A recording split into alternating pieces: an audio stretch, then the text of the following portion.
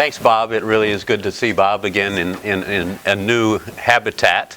I used to visit him a lot in Maryland, and now I see that he's well ensconced here. I was here last time I was here, I think, was about 7 years ago. And as I was saying, the building has changed, but a lot of others, the building has stayed the same, but a lot of the other things have changed. It's really quite exciting, I think, to see the extent to which Bob and other people have created an interdisciplinary approach to working through environmental problems, and I think you're all very lucky to be a part of this operation. What I want to do today is to talk about the background, to just give you one way of looking at the material that's in my book, the sustainability book, which is floating around. I prepared this for a small conference that was held at the University of Virginia, and so the very first couple of slides refer to a meeting which has already taken place, but I think it does fit right into the theme of this series, because what I did was to talk about this issue of the birth or the death of environmentalism, and I would like to think of it as more of an opportunity for a rebirth. So I'll talk a little bit about how I think my system of adaptive management might well provide a new direction for the environmental movement. As I guess most of you know, there was well, as you obviously all do know, you've been talking about it, there was a big internet issue and about the death of environmentalism, and so I'm quoting a website by Schellenberger and Nordhaus: "We have become convinced that modern environmentalism, with all of its unexamined assumptions, outdated concepts, and exhausted strategies, must die so that something new may live." So are we really talking, it's almost as if we should be at a wake, according to this exchange, but in fact I think we're at a birth. But let's start with an autopsy. What I think is that the corpse has been misidentified. I don't think environmentalism is dead. I think a particular version or aspect of environmentalism needs to die, and because I really think that if environmentalism is protecting our great natural resources and vital resources as well, we surely cannot declare it dead. What needs a funeral, in my view, is what I call ideological environmentalism, and I will explain what I mean by that. What I want to do is to project us into a new age by celebrating a rebirth, and so in order to do that, I'm going to run through 3 stages of my talk. First, I want to do a brief overview of environmental ethics as a discipline, which is sort of my home discipline.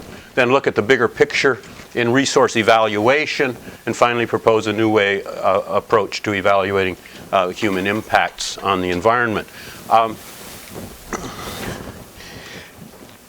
It's my view, and here maybe I have a somewhat different view of ecological economics than some other people, is that what ecological economics needs is a new approach to evaluating environmental change, and I'm going to try to sketch such an approach today.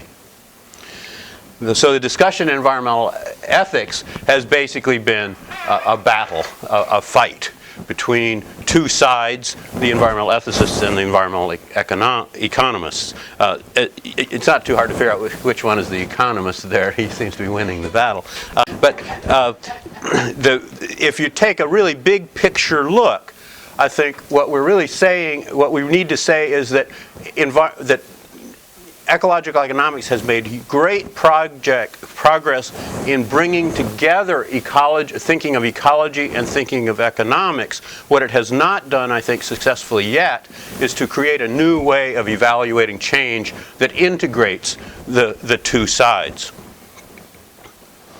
And what I think is that we need a dose of what I call adaptive management, and I'll explain my particular approach to adaptive management, which is somewhat different than others. But first, let me go over this great debate about the evaluation of environmental change.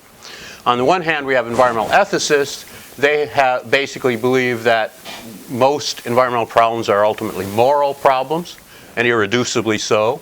They often appeal to non-anthropocentric values, and they basically deny that economic calculations can capture the moral aspects of environmental problems.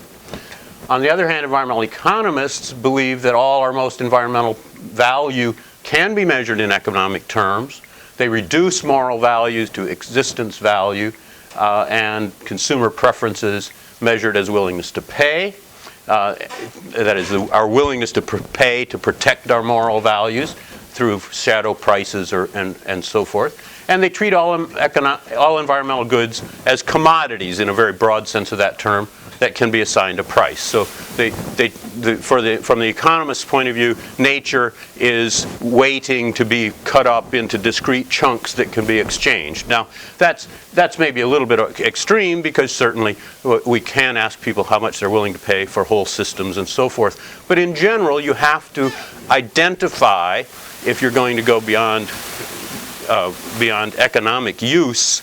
If you're going to go beyond that, you have to somehow specify a commodity. That's an essential part of doing any contingent valuation. And my point is that there's a real issue or problem about trying to understand nature's value as the aggregation of the value of parts. Because what ecology tells us is nature isn't made up of parts. Nature is a set of processes. Now, these two fields really are in an ontological. Being a philosopher, I demand my right to use about 2 or 3 big philosophical words. Ontology is about what entities count, or what entities are important in a field. And it seems to me the problem between environmental economists and environmental ethicists is that they can't agree on what counts. And that is, the economists attribute value only to humans, and that fulfillment of preferences determines value. Most environmental ethicists, on the other hand, believe that objects deserve moral consideration, and that many of our actions should be based on moral principle. The difference being here that natural objects, as well as human beings, can be the object of moral concern. Now, this is not a new split, as many of you, I'm sure, are well aware if you paid any attention to the history of conservation.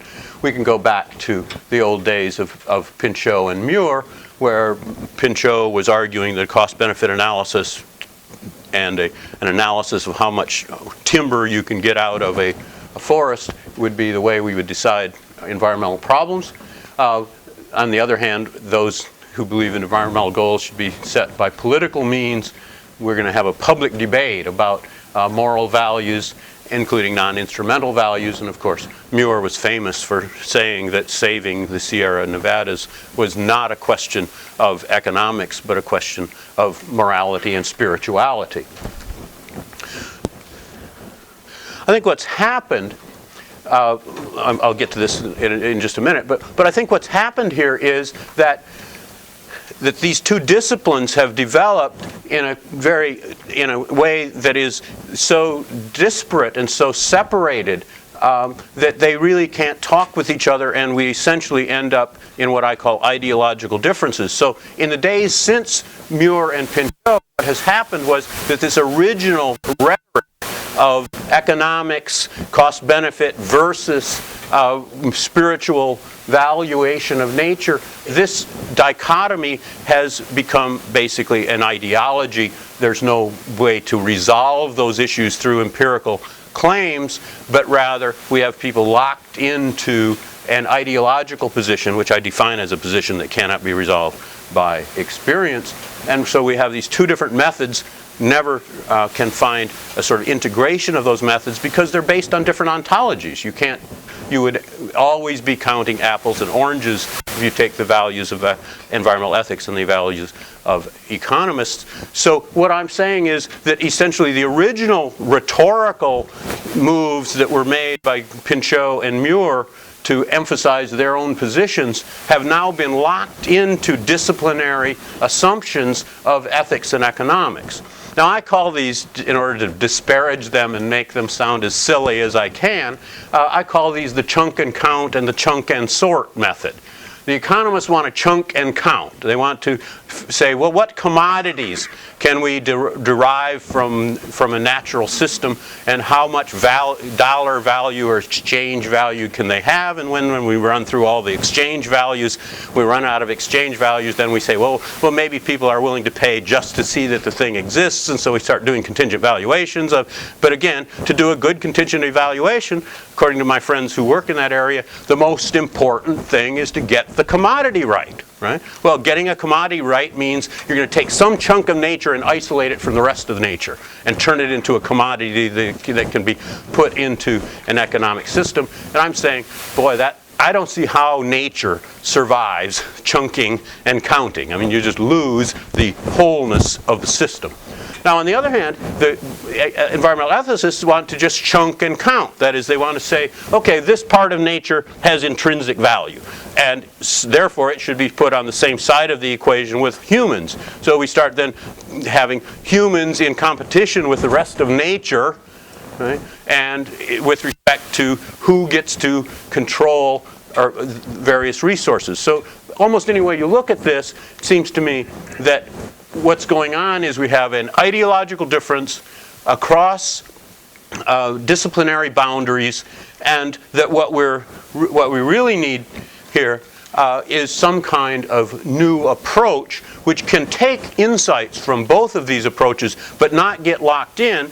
And I think the way philosophers usually respond to a problem like this, where there's a common assumption that people can't get past, just give up the assumption, start over.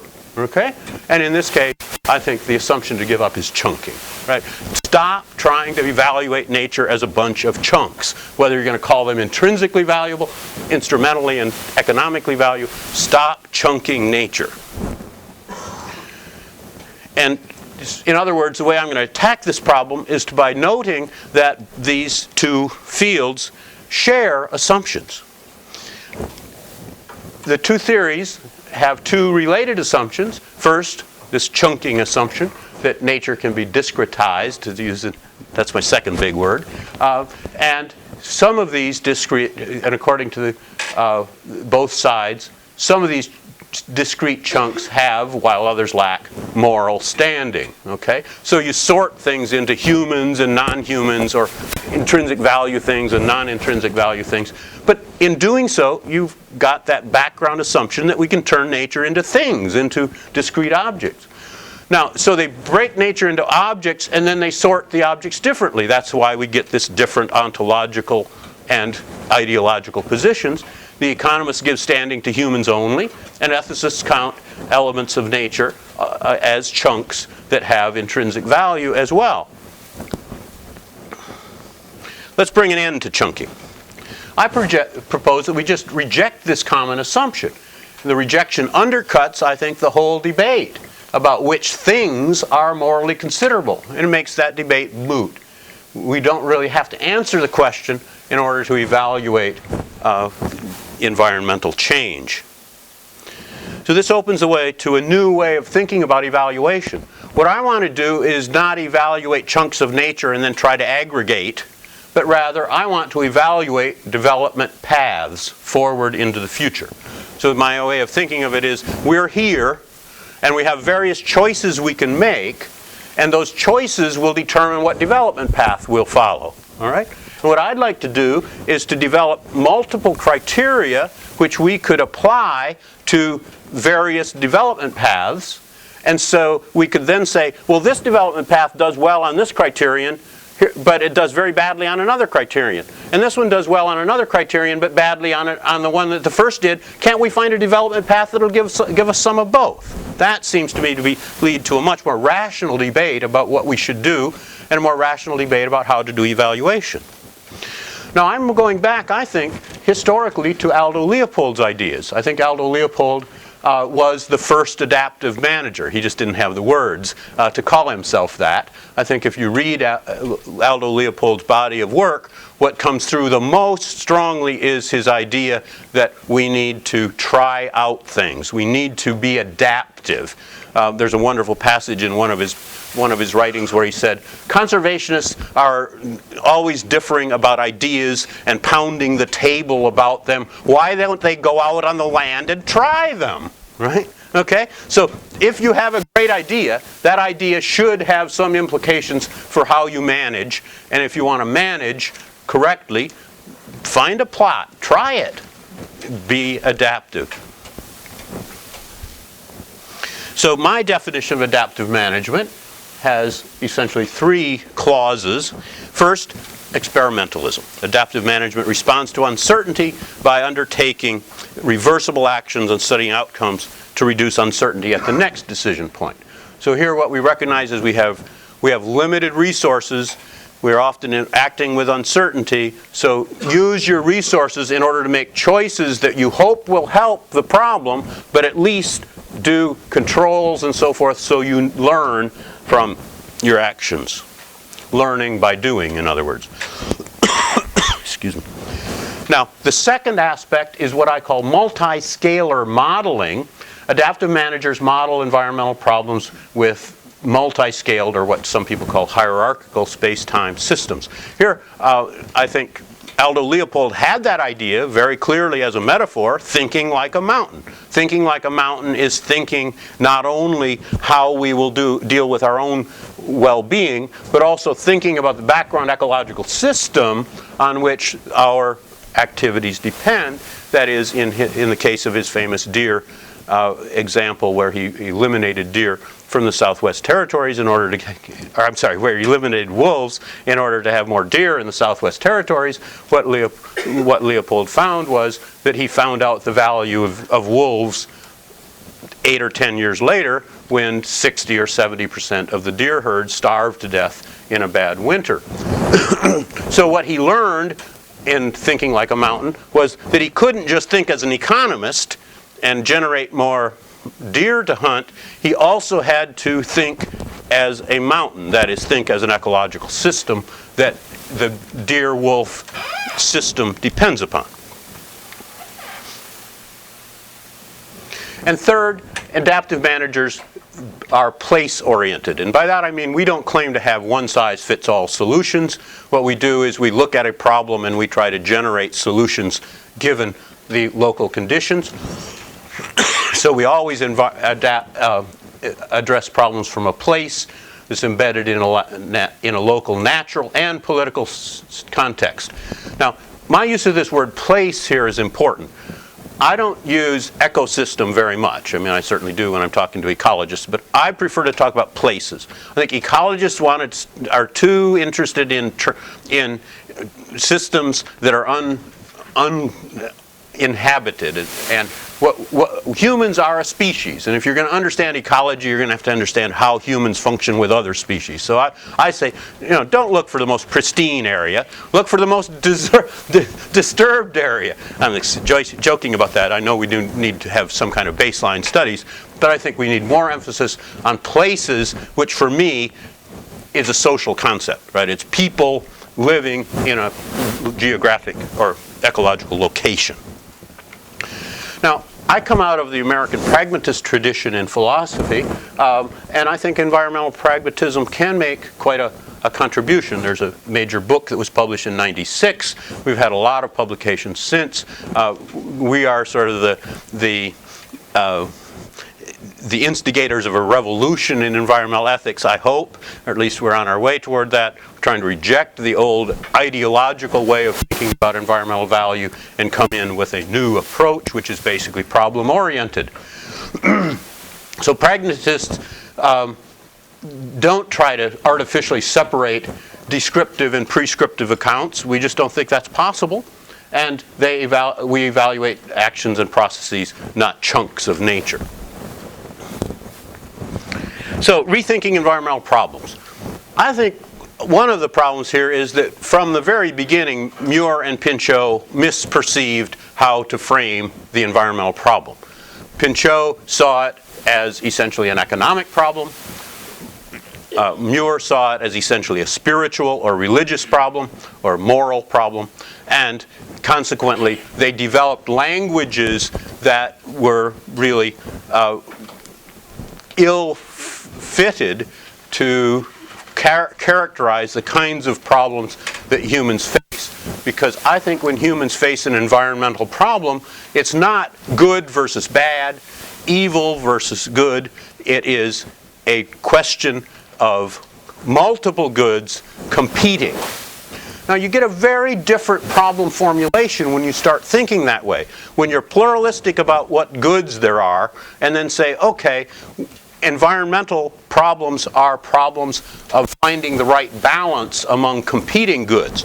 And for my text here, I go back to a very old paper by Rittel and Weber. That'll be actually on the next slide.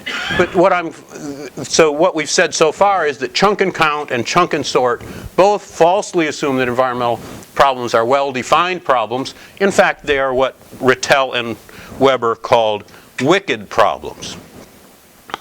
This is a paper, I think I've got there's a cite at the bottom of this. Rittel and Weber distinguish between what they called benign and wicked policy problems. Benign problems are problems that have determinate answers, like a mathematics problem is determinate. Many scientific problems are determinate. But wicked problems have no determinate solution. By this we mean that there's probably not agreement on the problem formulation. These problems are differently perceived by different interest groups. Then the resolution is usually at best a sort of temporary balance among the competing interests. And as society addresses one set of symptoms, other symptoms tend to emerge. We try to go back then as the situation changes and find a new balance. So I'm going to operate on the hypothesis that environmental problems are wicked problems. That leads me to my new approach to evaluating changes. I'm going to suggest that environmental management has to take place within systems embedded in larger and larger and progressively slower changing super systems. Each generation, I'm arguing, is concerned with short-term well-being, but also must be concerned in this competing values view to leave a viable range of choices for subsequent generations. So any form of adaptation actually requires two scales of time, I'm arguing. That successful adaptation, that is survival, requires that in a given generation people survive long enough to reproduce. But it also assumes that if you're really talking about sustainable adaptation, then you also each generation has to leave an adequate choice range, that is options and opportunities for the future to make their own choices. And wicked problems have especially a temporal aspect which I want to address. That is, wicked problems are usually open-ended, as I said. The best you can sort of get is a balance for now. And then the problem is going to come back in a different form. And this requires that we choose a temporal horizon over which we characterize our problem.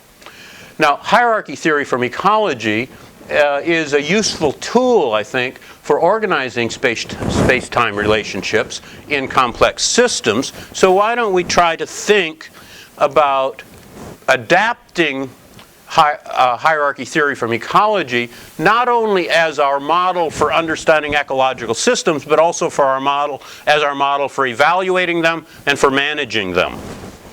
So adaptive management, hierarchy theory has two basic principles. A system is conceived as composed of nested subsystems, such that the subsystems are smaller by at least an order of magnitude than the super system or the larger system of which they are part. That's axiom 1. Axiom 2 says that all observations of a system are taken from a particular perspective within the physical hierarchy. So we're always inside the system looking out, and also that means we're also actors in the system. When we pull a lever, the system is going to change. Now, my addition to this, and I mean, all of this I've said so far, I think, falls right out of the work of my friend Lance Gunderson, and before him, of course, C.S. Holling, and other people who have worked in this area. They have readily adopted a basically hierarchical model. Holling feels uncomfortable with the term hierarchy, so in their last book they called it panarchy to get away from some of the consequences of the usual use of the word hierarchy. However, I don't care about the terminology. But what I want to add is a modification of the second principle. That is, all observations and evaluations are taken from a particular perspective within the hierarchy. Now what this does is to make the evaluation process endogenous to adaptive management. We don't go out to the economists and find out how they value things. We try to figure out how to value them in place given our particular set of problems. We need a set of criteria by which to evaluate change. So this makes, no, I've just said that. Now, out of this, a really nice little model falls out, which I represent here. And I'm going to argue that this model gives us a schematic definition of sustainability. That is, we assume that individuals who are adapting, making choices, exist within an environment, and the environment presents to them certain opportunities and certain constraints. Okay? So individuals will face their environment as opportunities and constraints, and to adapt in this context means to make choices to take advantage of certain opportunities and make choices that allow us to avoid certain constraints. Okay? That's a one generation model. Now let's add a second generation or multiple generations where we have generation 1, generation 2. We have the same situation at generation 1, individuals facing opportunities and constraints. But what we know is that certain patterns of choice in this generation can actually lead to either an improvement or a degradation of the ratio of opportunities to constraints in the next generation.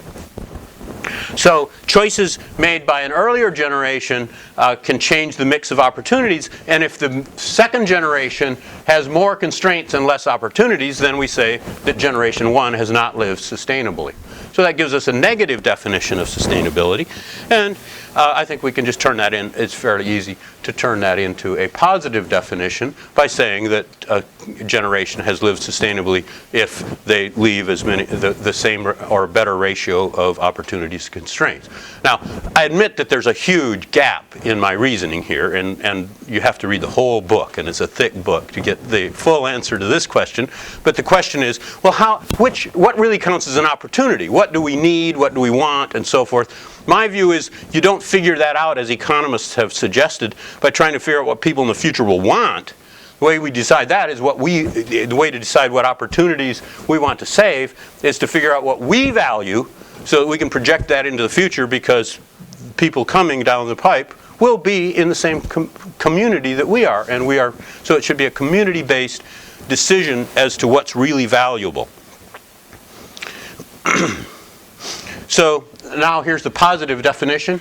Generation G1 is living sustainably over a given time horizon if and only if they fulfill their needs without reducing the ratio of opportunities constraints as faced by generations G2, G3, Gn, where Gn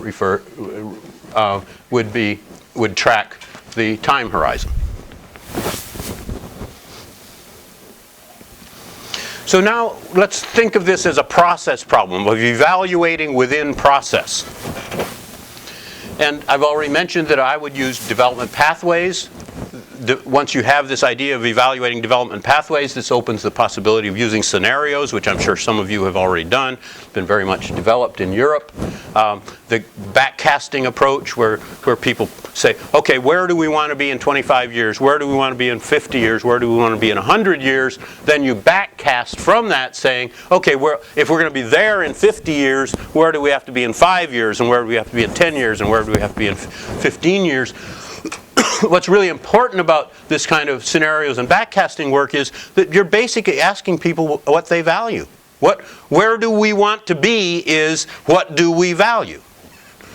And I think we have to evaluate these according to multiple criteria. I don't think you can reduce things to either dollar values or intrinsic values. And then, in other words, I'm a pluralist.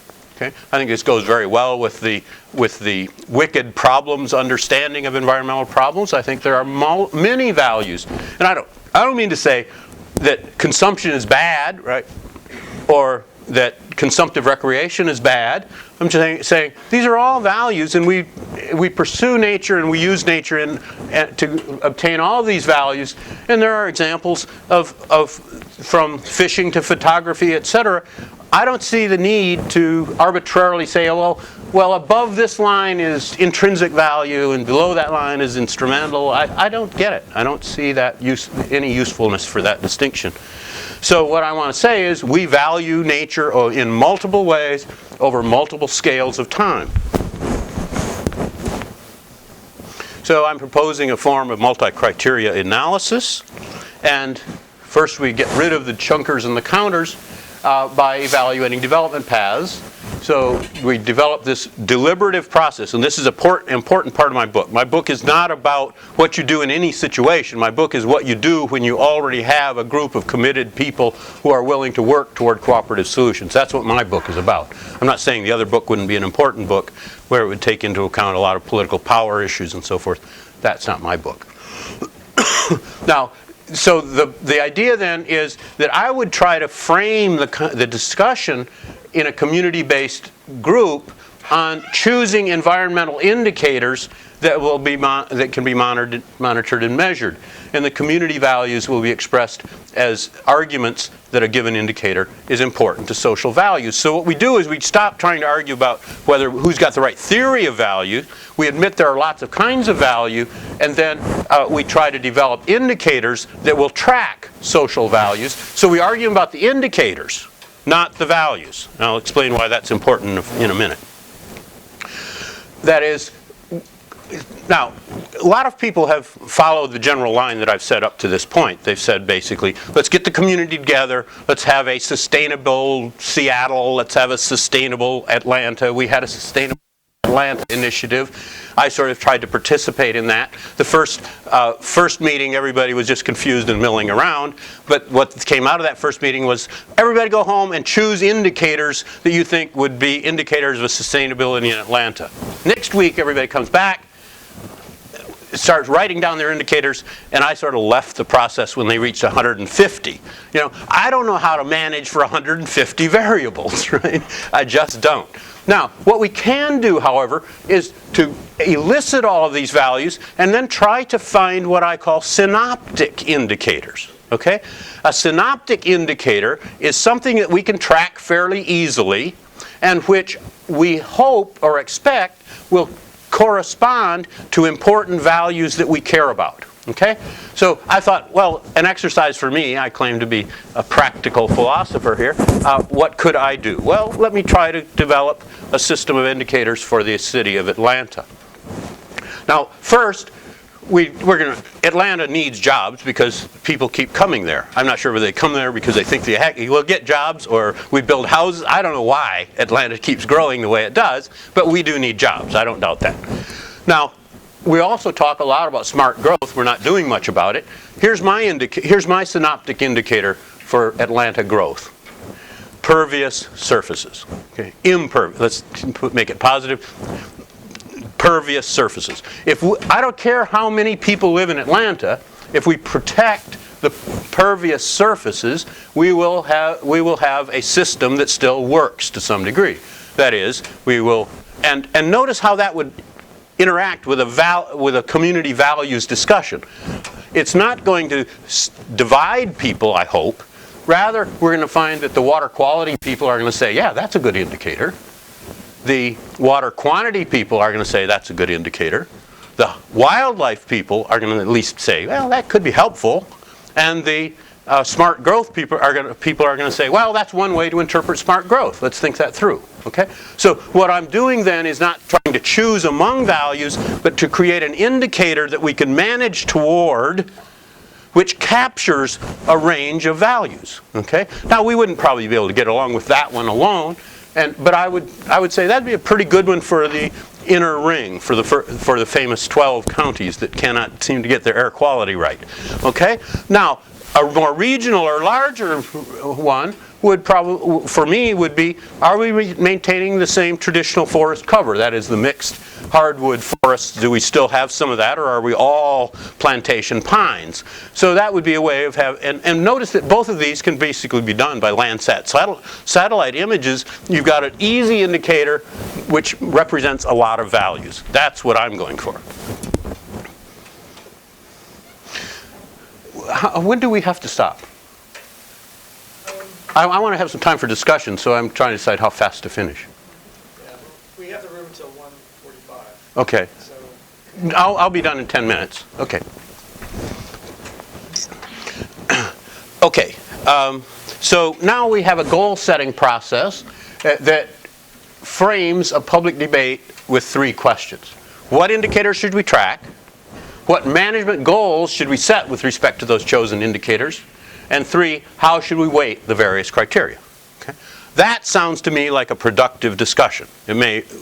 All discussions have their good moments and their bad moments, but I think if we were focused on these 3 questions rather than how we chunk and how we sort and how we count, we'd be way ahead of where we have been. So what we need are policies that can contribute to social values at multiple scales. And just to be sort of stay with this sort of tripartite thing, one of the things I worry about is how much I've sort of locked into this 3-scale thing. But let's live with it for a minute and at least explore the possibilities. I think if we could say that we'd like to have choose policies that have economic, ecological, and global positives, or at least not negatives, then we could be looking at a policy that would be worth pursuing. And so what I have developed, just a second here, I think, okay, I skipped over something here. Let me just talk this one through. The kind of example that I have in mind to apply to a sort of developing country, which I think is very important, what kind of policy might fulfill these 3 criteria? Well, there are policies out there that I think do, and I think we should be using those and trying to think of others that fulfill the 3 criterion thing. Here's the one that, here's an example that I'd like to explore, and we'll go through the steps of evaluating it in a minute. But the policies that I think that are most impressive and most useful would be something like these tree planting programs that have been developed. Indigenous tree planting programs. For example, I think I have some slides on this now. Yeah, okay. Now I've done it.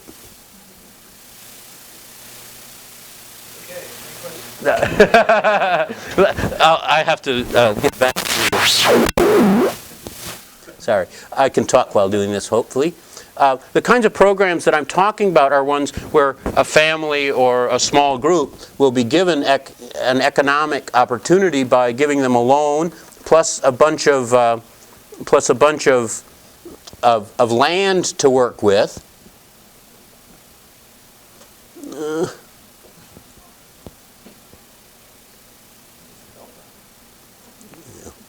I just need to go a couple slides forward here.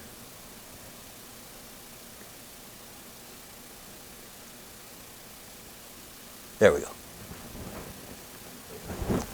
Now when you click on that slide, right?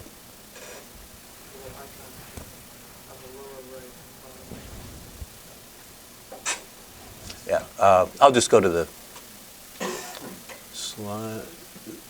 slideshow. Okay. Well, let me just talk this through. The kind of example I'm talking about is to give these people the trees and a little bit of an economic loan. Then you encourage them to plant the trees close together, right? Now, a big problem in many developing countries, especially deforested ones, in addition to the erosion and the other problems, is gathering firewood, okay? So if this family has a plot, perhaps of degraded land, badly eroded land, they plant trees close together. Within a couple of years, they have to start culling those trees, right? So they have almost immediate firewood, and that certainly solves problems for them as a family, but it also starts to maybe even have some economic activity. They can sell firewood to other people who don't have such plots.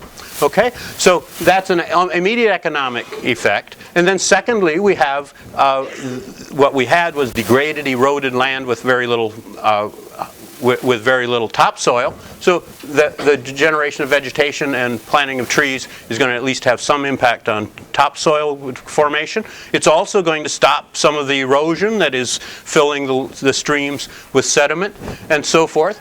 Now, what's the global impact? Well, if Partha Dasgupta is right about why people have large families, he says it's because of household chores in most rural areas. So if we can reduce the household chore of gathering firewood, we may reduce the family size by 1, right? It's basically, many families spend a person week gathering firewood. So that would really eliminate the need for one child. Okay?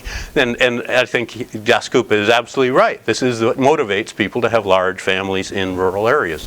I grew up on a farm, I know. My father thought I was an economic investment. Okay? So, now, what I've said then is that I think what we stop doing is trying to analyze through chunk and count.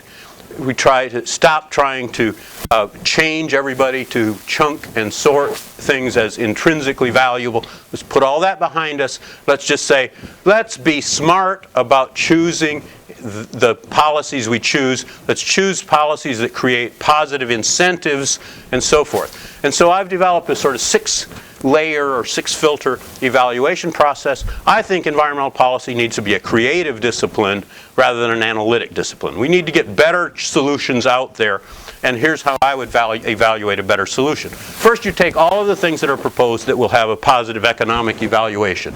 Okay? That's step 1. Then you also ask, where are these improvements in individual welfare going? Are they just going to the rich, or are they being distributed equitably? What do they do for ecological health and regional productivity, issues about topsoil and water retention and so forth? Do they protect and enhance global systems? I'm saying that the tree planting programs do that by reducing the trajectory of population growth. So, what impact do they have on population consumption and so forth? Which is really just a part of number 4. And finally, we choose the policy that makes it through all of these criteria. Now, what that means, now, if we had such policies, you might say, well, surely we would have been using them. I don't think so. We never get past box 1, right? If we end up doing an economic analysis, that's the end of the story. But what we need is all 6 steps. And notice that this takes us back to, I guess it's hard to see this, but what we have across the bottom here are the different time horizons. That carries us back to a sort of hierarchical model of evaluating over multiple scales of time. Oops. So, my conclusion. An adaptive approach which looks at development paths might, in fact, have these values. It would make an evaluation of the endogenous to adaptive management, rather than having, what I see is both ecological economists and adaptive managers, whenever they want to talk about value, they say, oh, call an economist, right? Call an economist. No, don't call an economist. Do it yourself. Okay? Evaluate changes to processes, not entities. That is, look at development paths.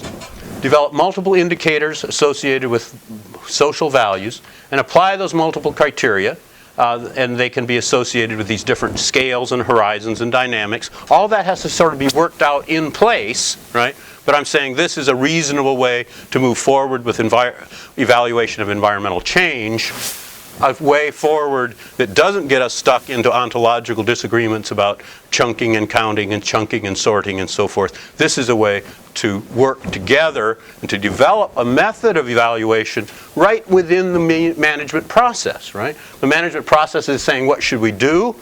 And this is saying, how do we evaluate what we do? Thank you.